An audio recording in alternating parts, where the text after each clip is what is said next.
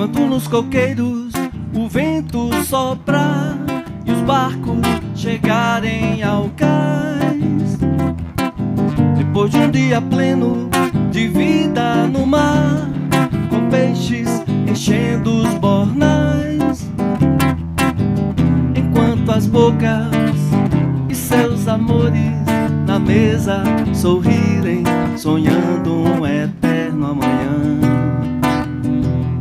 Enquanto houver vida, vida haverá, haver eu sei. Enquanto a gente se amar, e mesmo que venha doer demais se acabar, enquanto houver vida haverá. Enquanto houver vida, vida haverá, haver eu sei. Enquanto a gente se amar, e mesmo que venha doer demais se acabar, enquanto houver vida haverá. Enquanto houver vida haverá. Quero ouvir, ó. Enquanto houver vida haverá. Enquanto houver vida haverá.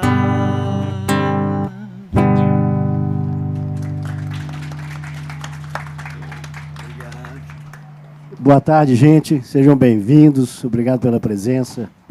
O que vocês acabam de ouvir aqui é uma música dessa parceria, Lula e Sérgio. Eu só queria introduzir, contando um pouquinho da história dessa dupla. Tudo começou no corredor, num dos corredores do Grande Hotel de Araxá, ali no Barreiro, em que nós descobrimos, sem querer, uma sonoridade fantástica num desses corredores. E ali a gente se reuniu um dia, despretensiosamente, para tocar um violão e bater papo. E essa voz de barítono do Lula, mas ressoou, que era uma coisa fantástica, era impressionante como é que vibrava aquele som. Aquilo foi tão bom que nós viramos a noite cantando. O Lula cantava, o Sérgio declamava o fado tropical, o Ondiaque assoviava uma música folclórica de Angola. Gente, mas era um negócio extraordinário, mas era tão bom aquele som, que as pessoas saíam na janela. Eu falei, vai reclamar, né? Imagina você no hotel, 4 horas da manhã, as pessoas iam para a janela e ficavam escutando. Não teve uma reclamação. E aí surgiu esse encontro. Esses dois aqui resolveram compor juntos. Isso, né? Foi Fli Araxá 2017. 2017. Sérgio, conta mais aí dessa história que é fantástica. Não, você contou muito bem, Chico. Obrigado. Agradeço a presença de todo mundo. Prazer enorme estar de volta aqui no Fli Araxá, minha terceira vez.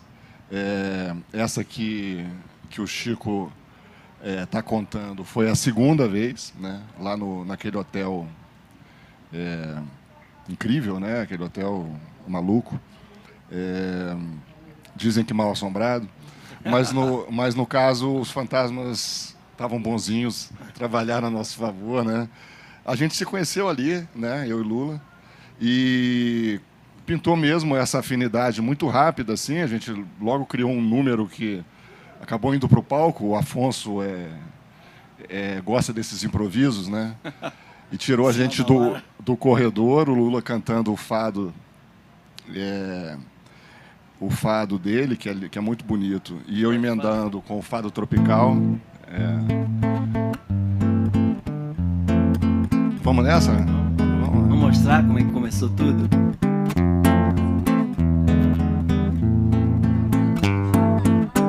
Mas não dá, né?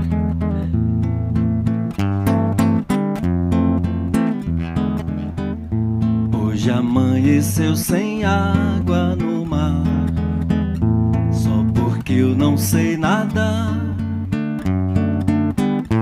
Pra andar em chão de areia, as estrelas, não é preciso navegar. Cantando um fado de amor e de fé, atravesso o oceano a pé. E quando te conquistar,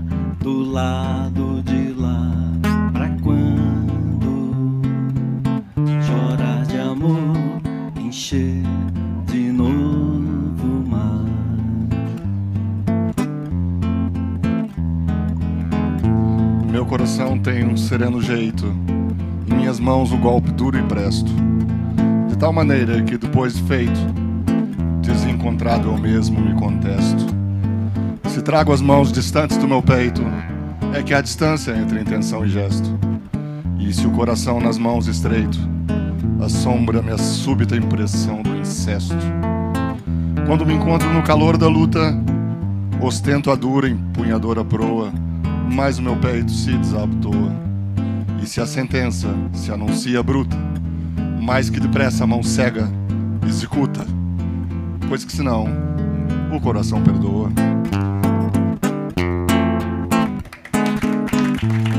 Já amanheceu sem água no mar, só porque eu não sei nadar.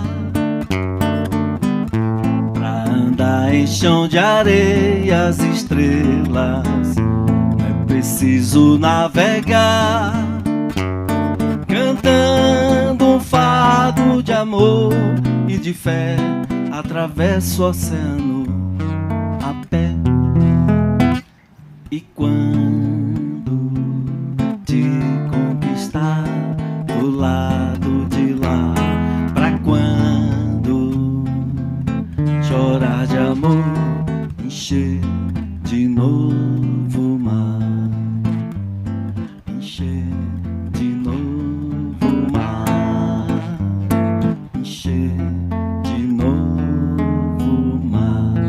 Hoje amanheceu sem água no mar.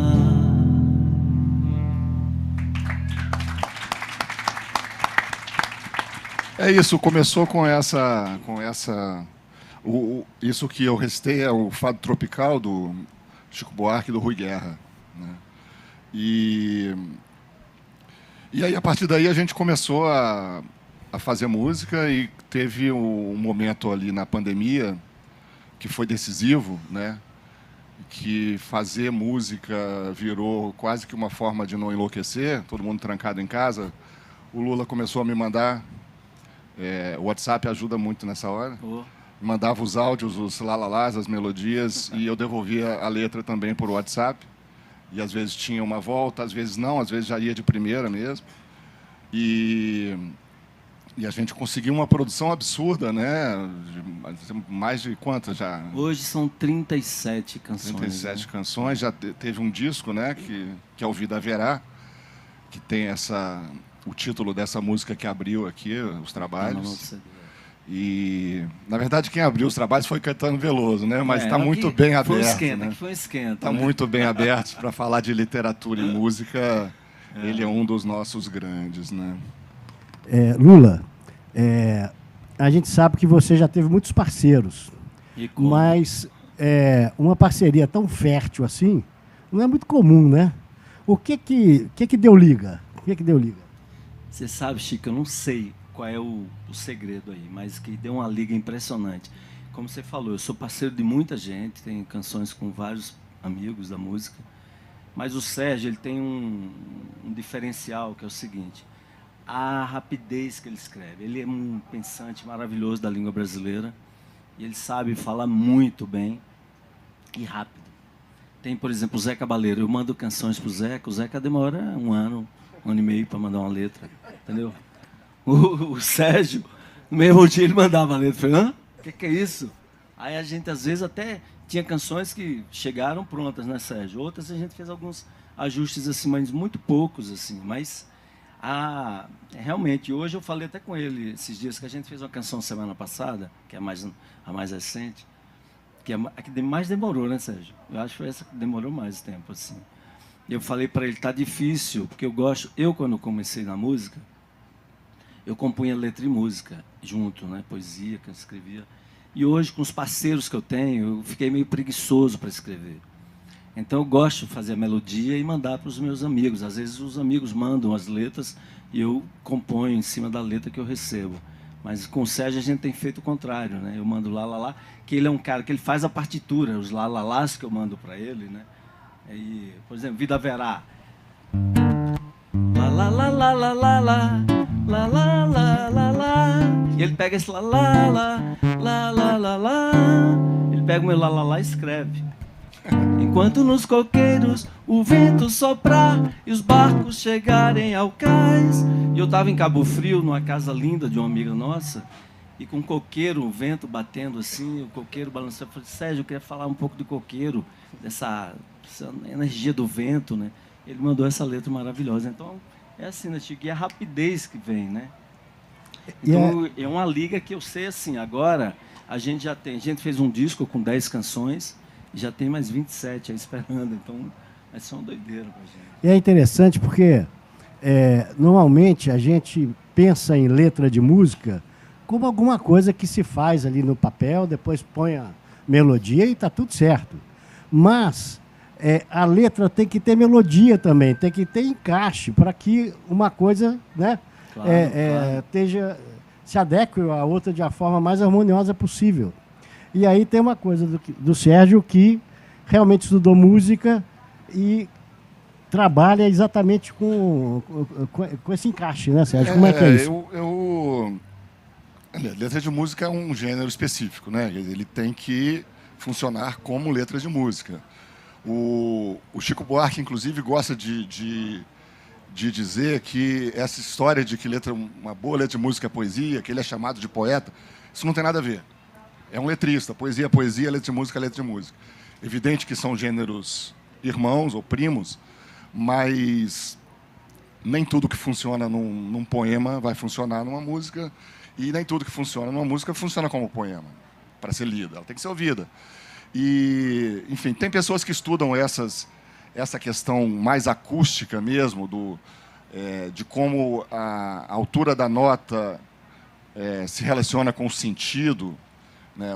O Luiz Tati, do Grupo Rumo, é um cara que estuda muito isso. O Wisnik é um cara ligado nisso. Tem uma questão da materialidade do som. Mas isso, na verdade, você vai intuitivamente, né? Você precisa funcionar. E eu acho que mais do que eu sou um músico frustrado, já estudei muito música, mas enfim, nunca foi muito adiante a coisa. Mas o que eu acho que funciona mais é o seguinte: desde 18 anos de idade, eu resolvi que eu queria fazer letra de música. Eu tive um monte de parceiros na faculdade, passei por vários estilos. A gente fez samba, a gente fez rock na época do rock, tinha uma banda punk chamada Coxas em Lata. E com tudo isso eu fui aprendendo. Eu fui aprendendo a fazer. As minhas primeiras letras não eram letras, eram poemas. O músico que se virasse com aquilo, né? E ele se virava de fato, mas não fica bom. Não fica bom. Se a coisa não nasce já com uma sonoridade que vai funcionar, né? Que não é só a palavra soar bem cantada. Ela tem que soar bem cantada e o sentido tem que ir junto, né? O sentido tem que ir junto. Isso enfim, é um saber específico ali e tal. Eu acho que de tanto insistir, né? Imagina, dos 18 até hoje eu tive um tempinho para aprender. Então, quando eu encontrei o Lula, eu já tinha uma estrada aí, né? De letrista, eu acho que eu já tinha aprendido algumas coisas e estou aprendendo muito mais agora. As músicas estão demorando mais, Lula, porque eu estou ficando melhor. Estou caprichando mais, entendeu? Aquelas músicas da pandemia eram uma coisa assim, sabe, tinha que fazer aquilo para não enlouquecer, né? Era uma outra viagem, foi ótimo, né? Mas a gente só finalizou as canções quando a gente achava que ela realmente... Não, são todas ótimas, são todas ótimas. É que agora... Foi muito difícil para a gente escolher 10, a gente só quis gravar 10 no meu último álbum, né? E foi complicadíssimo, porque tem canções ali que... Eu falei com o Sérgio uma época, eu estava já no estúdio gravando, eu falei, Sérgio, gente, não quero parar de fazer música, não quero fazer música agora, porque cada uma que chegava eu queria gravar. Aí começou a complicar a minha cabeça, eu falei, não, vamos parar. Eu falei, não, vamos parar, não mandei mais nada para ele. E nunca o Sérgio mandou uma letra para você botar música? Mandou. Acho que a primeira música que nós fizemos... As duas primeiras, né? As duas primeiras. O Sérgio estava saindo, ele foi embora de Araxá antes de mim, e no caminho, indo para Uberlândia, né, eu acho, ele mandou uma letra para mim. Aí eu falei, opa, aí eu já fiz a primeira. E a segunda ele mandou a letra também. Depois de sair, Sempre as melodias eu mando para ele. E é fácil, Sérgio, quando você recebe o Lula, quando você recebe a letra... Não, é dificílimo quando eu recebo. Primeiro é o seguinte, Chico, para mim, compor para mim é um ato muito difícil. Eu acho realmente, porque eu não faço... como a gente falou hoje, se a gente quisesse fazer canções, 20 canções por dia, a gente faria. Mas eu não quero fazer canção desse jeito. Então, para mim é um ato muito difícil. Eu acho sempre que eu fiz aquela música que eu não vou conseguir fazer outra. Essa foi a minha última música. Aí, quando vem uma nova canção, eu fico feliz, né? E às vezes eu recebo uma letra, gente, como é que eu vou compor em cima disso aqui? E quando sai a melodia, quando sai a música, aí é uma felicidade total, né? Ô, Sérgio, quando você fala dessa diferença entre letra de música e poesia, eu queria até que você explicasse melhor essas diferenças e falasse um pouco dessa escola brasileira que se destaca, né? O Brasil tem um cancioneiro muito impressionante, né? Assim, não é qualquer país que pode competir com o que a música popular se tornou no Brasil, né? Não só em termos de sofisticação musical mesmo, como também de sofisticação de letra de música. E aí tem uma história imensa aí que, enfim, é mais ou menos conhecida, né? Quer dizer, tem alguns precursores geniais, Noel Rosa, entre outros. Mas o que a gente conhece, eu acho, como letra de música no Brasil, é uma coisa que vai se firmar como escola mesmo, com a chegada do Vinícius de Moraes, que era um cara já consagrado na poesia, né, um poeta erudito, um poeta até difícil, e ele se vende, né, foi muito acusado de se vender e de baratear a sua arte fazendo música popular. Eu não sou um grande fã das letras do Vinícius, mas a importância histórica do Vinícius é indiscutível. E os filhos que vêm daí, o que eles fizeram na letra de música do Brasil, eu acho que talvez nem a música americana consiga chegar perto. Isso pode soar meio ufanista, acho que é ufanista, e a gente precisa também de uns ufanismozinhos de vez em quando, porque é dureza esse país, né? Então, ter algo de que a gente possa se orgulhar bastante não é mal. E o futebol não está nos dando mais esse tipo de alegria. A música popular brasileira é um motivo de imenso orgulho. É um motivo de imenso orgulho. A gente abriu aqui, o Esquenta foi com Caetano Veloso, eu já citei o Chico Buarque. Esses dois aí estão acima de qualquer discussão, mas pensa na geração que se revelou nos anos 60 e 70, a quantidade de imensos letristas que nós temos. Alguns deles só letristas, tipo Torquato Neto, Capinã, Aldir Blanc, né? São só letristas, assim. Podem até pegar um violão para brincar, mas eram letristas. Paulo César Pinheiro, talvez. O Ronaldo Bastos, Paulo César Pinheiro, com certeza. Não, é muita gente. Assim, você perde a conta, né? E gente que... Olha só... Fernando Brant, né? Um cara que não é só letrista, mas é um cara que tem uma letra muito trabalhada e não é reconhecido assim. Outro dia eu vi uma entrevista dele, assim, que ele se queixava disso. As pessoas nunca falam das minhas letras. Eu tenho um trabalho danado para fazer essa letra. Belchior. Às vezes o Belchior, elas não são floreadas, mas elas são muito precisas. É por isso que essas músicas estão aí até hoje, inclusive agora no meio de uma polêmica danada por causa do anúncio da Volkswagen. As músicas, como diz o Caetano, as músicas do Belchior são do tipo que ficam. E o pior, e isso tem muito a ver com a letra dele. E o rádio também, que não, o cara nunca diz quem são os autores da canção. Ele sempre fala o nome do cantor. Às vezes o cantor não é o autor da canção. E o compositor sempre isso, deixado, né? Isso nos streamings está se repetindo, né? Porque é sempre quem gravou que aparece. Para você descobrir quem é o autor, você tem que clicar mais umas 2 ou 3 vezes para chegar nessa informação. Mas eu acho que além dessa coisa do patrimônio brasileiro, de letras, você tinha perguntado alguma outra coisa. Eu tinha te pedido para explicar melhor essa diferença entre poesia e letra. A diferença entre poesia e letra de música, olha, é basicamente algo que é feito para ser lido e algo que é feito para ser ouvido, né? Um poema feito para ser recitado, ele vai estar mais próximo do gênero da letra de música. Agora, a poesia se permite umas asperezas, uns desequilíbrios formais, propositais, que a música não pode. Normalmente, a canção, né? A música é muito ampla, você pode, na verdade, botar a letra em qualquer coisa, nada impede. Agora, a canção brasileira tem um certo feitio que vai exigir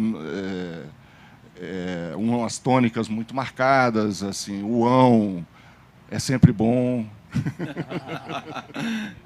o A é bom também, né?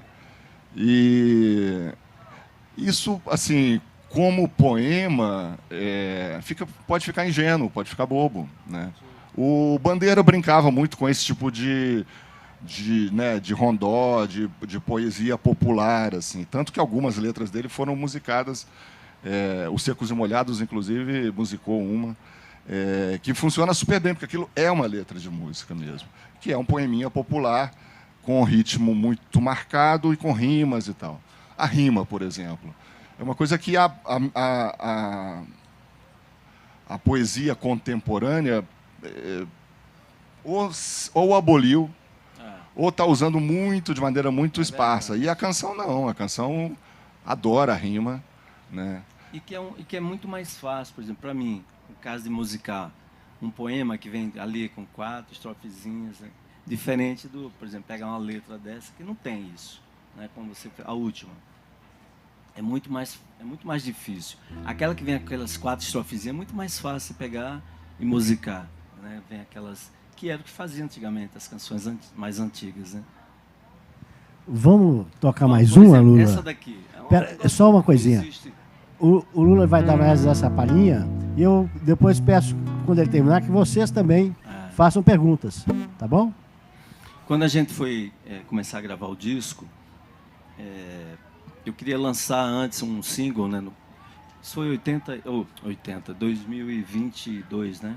Eu queria, antes de finalizar o ano, eu queria lançar um single, pelo menos, naquele ano, para lançar o disco no ano seguinte.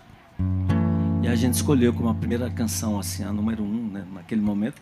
E eu acho, para mim, ainda é a minha número 1 do nosso trabalho. Essa daqui, que é a música Primeiro Amor.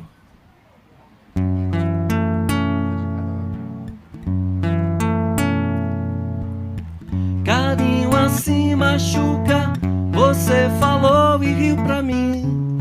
A lua cor de sangue, o seu vestido de cetim, as suas coxas brancas, o meu casaco azulão.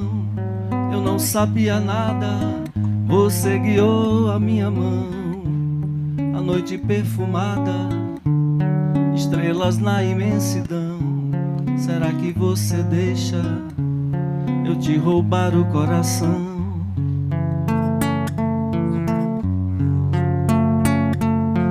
Nem se recorda, primeiro amor.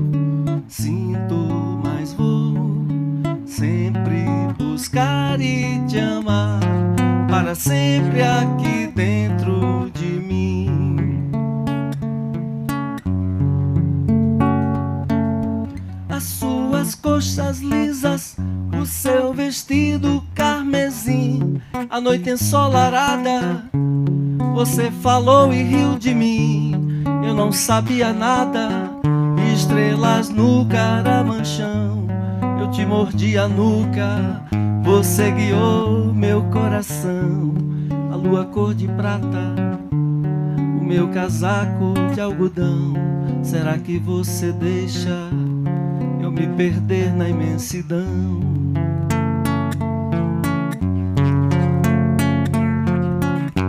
Nem se recorda, primeiro amor. Sinto, mas vou sempre buscar e te amar, para sempre aqui dentro de mim.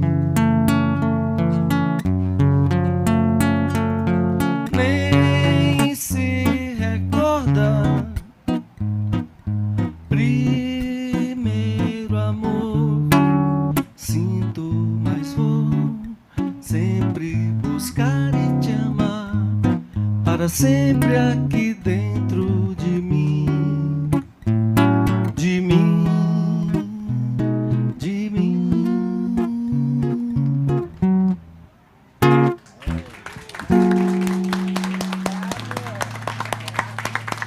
Ah, garoto. Repararam os ãos? Tem muito ão nessa música. Tá vendo? Tá vendo que não tem estrofe nenhum essa música? Gente, o microfone está aberto para perguntas. Aqui, ó. Ih, agora eu tô morrendo de medo, Ela pediu gente. primeiro ali. Pediu primeiro. Eu tô morrendo de medo da pergunta dela.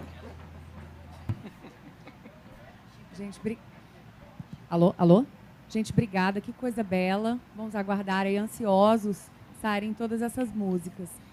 Sérgio, normalmente a gente fala dos letristas clássicos, né? Eu queria que você citasse alguns contemporâneos hoje, gente que está fazendo letra, que está se sobressaindo, e eu queria te pedir para citar começando por mulheres. Upa! Olha só, eu tenho uma questão com as letras contemporâneas, porque eu acho que o que está rolando de mais interessante hoje é na área da slam poetry, rap, esse tipo de coisa, que é uma área que não é a minha. Eu não domino, não conheço, ouço coisas que eu acho muito legais, com muita força, com muita... Tem algo ali urgente que precisa ser dito, né? Agora, me parece que essa linha evolutiva, digamos assim, né, que eu citei aqui, que passa lá pelo Vinícius e que vai dar na explosão dos compositores dos anos 60 e 70, eu acho que isso está chegando ao fim. E não vai deixar, talvez, herdeiros, infelizmente. Mas é assim, são ciclos, né? Acho que vem um outro momento aí para a música no Brasil. É óbvio que a música não vai acabar, e essas coisas, inclusive, podem um dia ser retomadas, né? Mas eu não vejo hoje ninguém fazendo isso. Ou muito pouco, ou de maneira muito eventual, e não como um trabalho assim realmente sólido, entendeu? Então, eu não saberia te responder. O que eu acho é que a gente deve prestar atenção nesse pessoal, nessa turma que está vindo com uma outra coisa completamente diferente disso. Não deve nada a essa tradição aqui que a gente está falando. Eles não devem nada a isso. É uma coisa de ruptura mesmo, né? E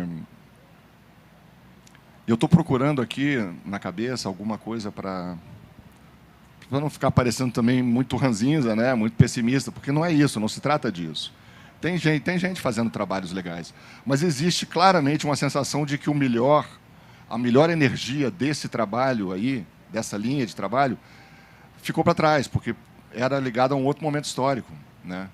Então, assim, você pode ter uma composição belíssima da Adriana Calcanhoto, que é uma ótima compositora, é uma boa letrista, é uma pessoa que conhece essa história. Agora, o tempo do auge daquilo ali passou, e passou, inclusive, para os caras que fizeram esse auge. Passou também para o Caetano, passou também para o Chico, para o Paulinho, para o João Bosco, passou para todo mundo. O Brasil é outro país, né? O Brasil está ouvindo outro tipo de música.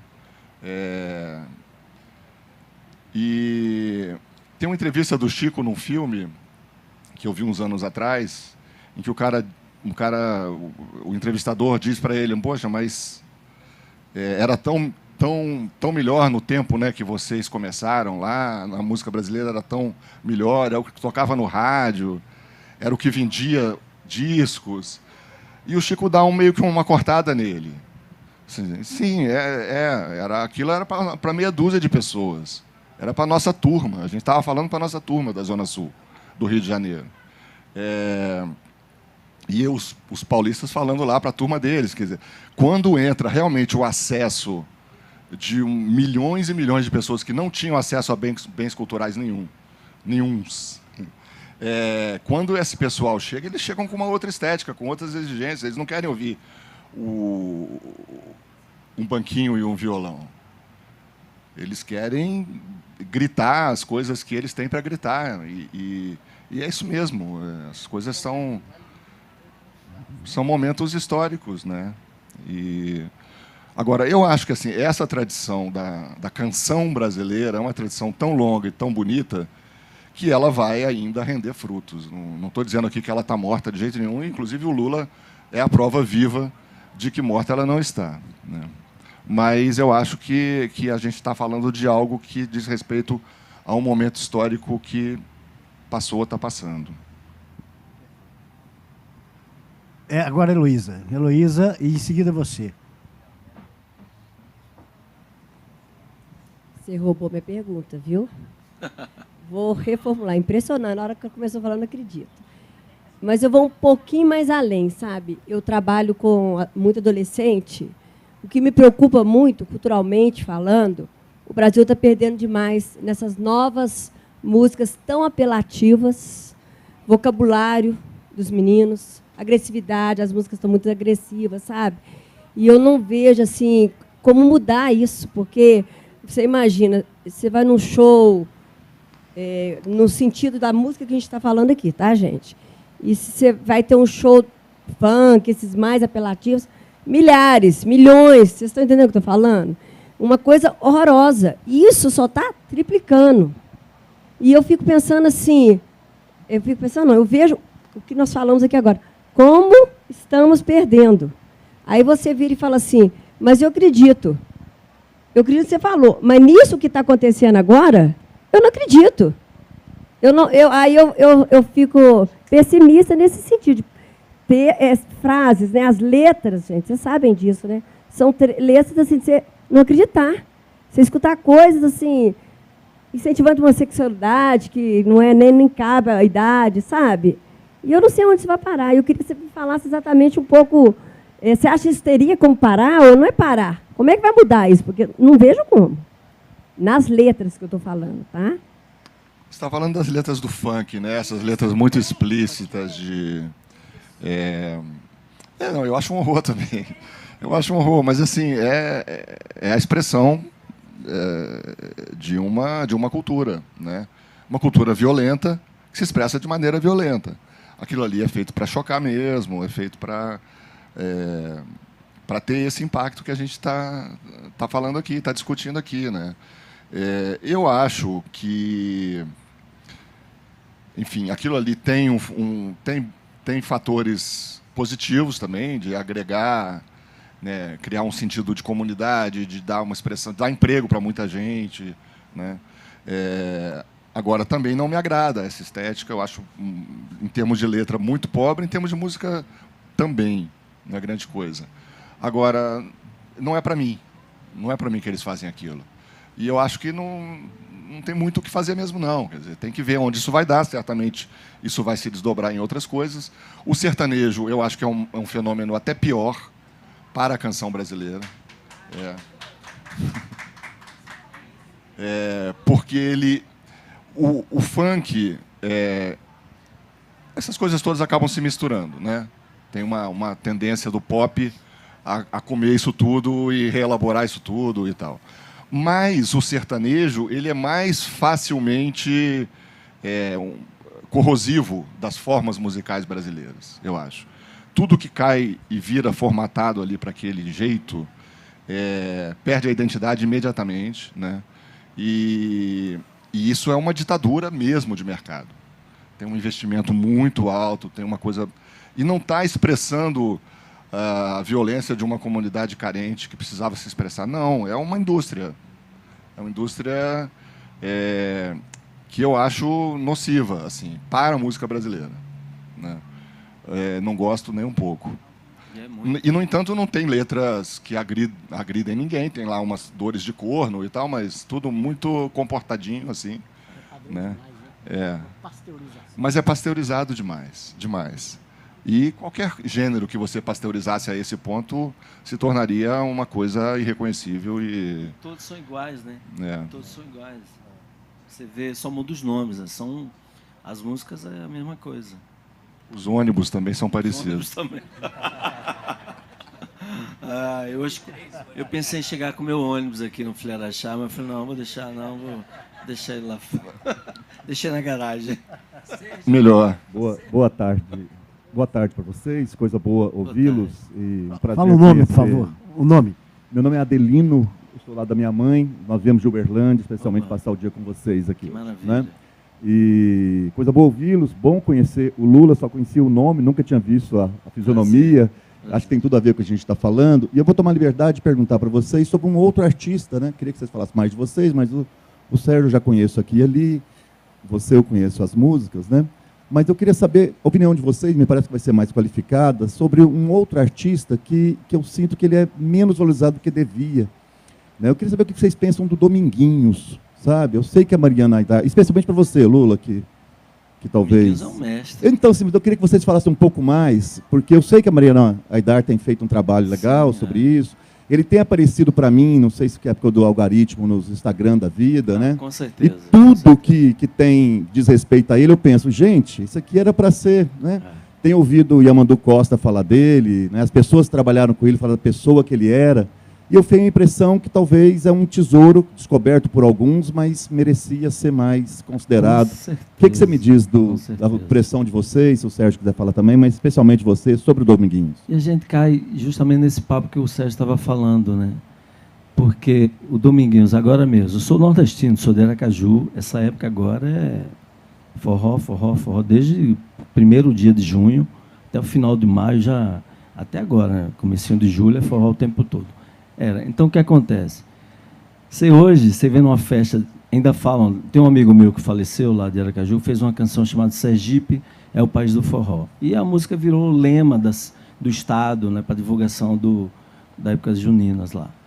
Mas você vê a pouca produção realmente de forró nesses eventos. O cara fala que Sergipe é o país de forró, mas você pega essas bandas, que são os forrós mentirosos, né, os fakes forrós, e aí tem pouco espaço. Até teve um problema com o Flávio José, que é um super sanfoneiro também, que o cara vai fazer o show dele, como eu fiz ontem aqui, 1h30.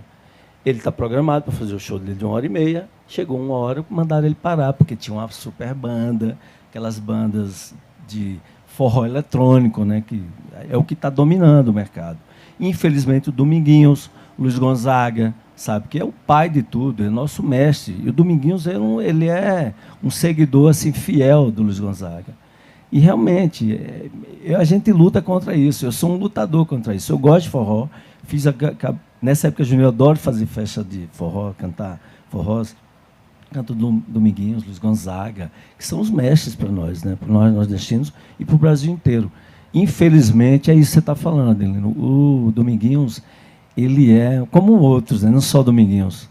Nós temos na nossa música muitos artistas que estão esquecidos, infelizmente. Eu faço no meu trabalho, eu gosto de cantar, gosto de compor minhas canções, mas eu também gosto de fazer as minhas... eu busco, desde o meu primeiro disco, que eu vou atrás do Lupicínio Rodrigues, Cartola, Noel Rosa, Dolores Duran, Luiz Gonzaga. Eu gosto demais. Então... é uma pena que não é sempre assim, não é todo mundo que faz isso, né? Mas Dominguinhos é mestre, assim, ó, de tirar o chapéu. Quem mais, gente? Eu acho que eu tive o privilégio, né, de acompanhar de dentro de casa essa parceria, mas o que me chama a atenção, e eu queria que o Sérgio falasse um pouquinho, é porque eu acho que o Sérgio, como escritor, ele é um erudito, é uma pessoa que tem um conhecimento da língua portuguesa raríssimo no Brasil. Eu conheço pouca gente que domina a língua brasileira como ele. Em textos, em crônicas, como ele escreve para o programa do Bial, nos livros dele. Mas, nas canções, eu percebi a arte desse eruditismo transformar em poesia lúdica. Tem um humor nas letras dele, tem o romantismo, mas tem um humor sofisticado. E eu queria saber como é que ele transita, assim, do eruditismo para esse popular tão lúdico, que eu queria depois que o Lula tocasse a música que eu acho que ganha o Miserê do Brasil. Poxa, obrigado, Su. Obrigadíssimo. Esse tempo todo foi um prazer. Eu sempre perguntava para o Lula, né? A primeira coisa que eu perguntava quando a gente acabava de fazer uma... O que a Su achou? Mas obrigado pelas suas palavras ultra gentis, mas assim, eu não vejo como coisas muito distantes, assim. Primeiro, eu não me considero um erudito, assim. Eu sou um amante da língua, né? Sempre fui, sempre estudei muito e li muito. Eu sou principalmente um leitor, né? E eu gosto muito da língua portuguesa, eu gosto muito da língua portuguesa falada à brasileira, né? Sou realmente apaixonado por isso, acho que tem uma potencialidade incrível, tem umas burrices incríveis também, em tudo que diz respeito ao lado oficial, pedagógico e tal. Eu acho que a gente é muito engessado, a gente precisa ter um olhar um pouco mais livre para um patrimônio linguístico que é muito bonito, que tem uma riqueza imensa. A gente ainda se pauta muito pelo português de Portugal. Eu acho que é basicamente isso. Já estava na hora de soltar um pouquinho algumas amarras, mas assim, o que você chama de humor, eu acho que está presente em tudo que eu escrevo, né? Eu não sei escrever de outra forma. Então tem, sim, nas músicas, às vezes até tenho que maneirar um pouco. Quando boto uma piada mais pesada, o Lula reclama.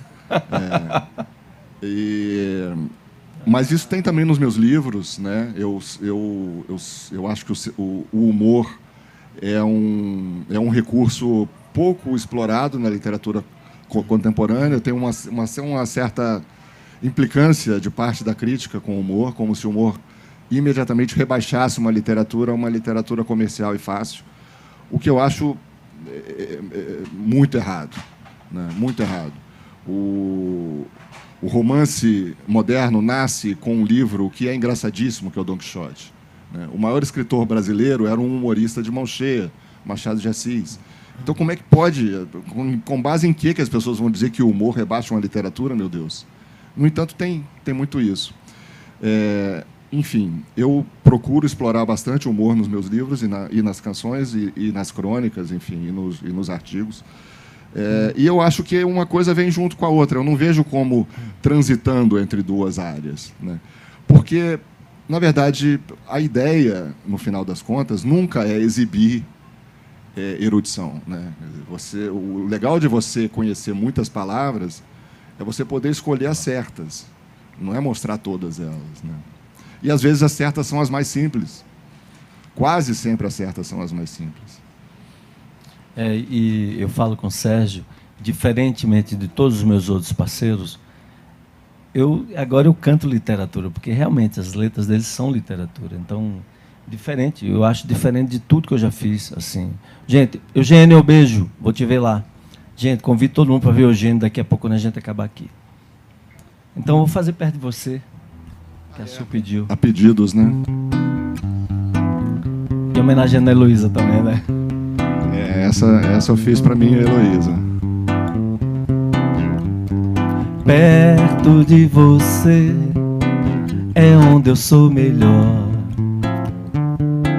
Fica tão fácil ser. Esqueço a dor. Perto de você eu nunca vou ao chão. Tenho superpoder, ganho 1 milhão. Perto de você só tiro nota 1000. Resolvo o miserê do Brasil. Perto de você meu bem, bato um bolão. Meu gol passa em replay na transmissão. Perto de você, não temo a solidão e a sensação de que o mundo é vão. Perto de você, até sambo no pé se toca, e quem quiser. Perto de você, só tiro nota 1000, resolvo miserê do Brasil. Perto de você, meu bem, bato um bolão, meu gol passa em replay na transmissão. Perto de você, só tiro nota 1000, resolvo miserê do Brasil. Já fiz isso. Perto de você, meu bem, bato um bolão, meu gol passa em replay na transmissão. Meu gol passa em replay na transmissão. Meu gol passa em replay na transmissão. Obrigado.